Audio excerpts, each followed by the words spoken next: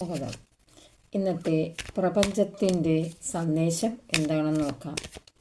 എന്ത് മെസ്സേജാണ് എൻ്റെ എനർജിയുമായി കണക്ട് ചെയ്ത് വരുന്നവർക്ക് നൽകാൻ പോകുന്നത്? Thank you universe, thank you, thank you.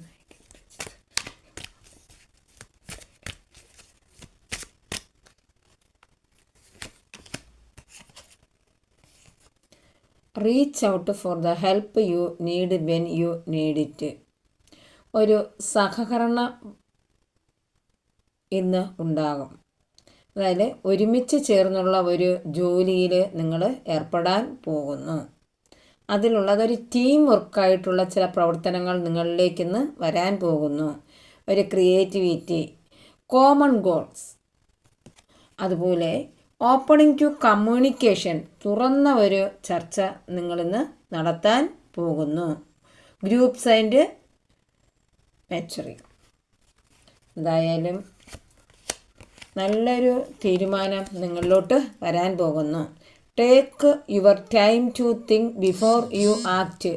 നിങ്ങൾ പ്രവർത്തിക്കുന്നതിന് മുൻപ് നിങ്ങൾ ചിന്തിക്കണം. ചിന്തിച്ചു വേണം നിങ്ങൾ പ്രവർത്തിക്കേണ്ടത്. ഒരു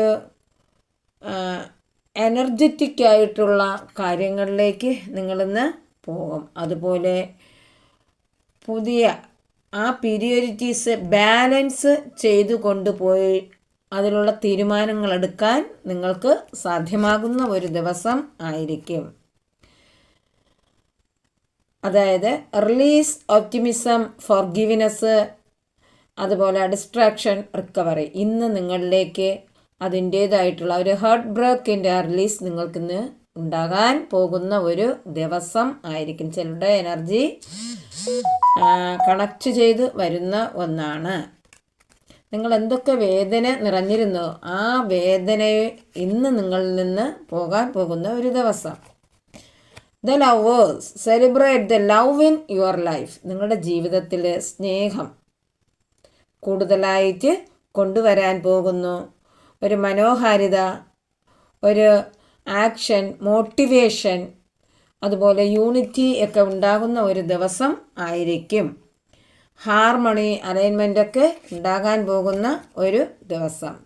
B open to receive the healing and nurturing you need. നിങ്ങൾക്ക് തുറന്ന ആയിട്ടുള്ള ഒരു ഹീലിംഗ് സ്വീകരിക്കുവാനും അത് ഗുഡ് നേച്ചേർഡ്, കാം, റെസ്പെക്റ്റീവ് ഒക്കെ വരുന്ന ഒരു ദിവസമാണ്. സ്റ്റെബിലിറ്റി, കംപ്ലീറ്റ്നെസ്, ഫൗണ്ടേഷനൊക്കെ നിറഞ്ഞ ഒരു ദിവസമായിരിക്കും ഇത് ചിലരുടെ എനർജി.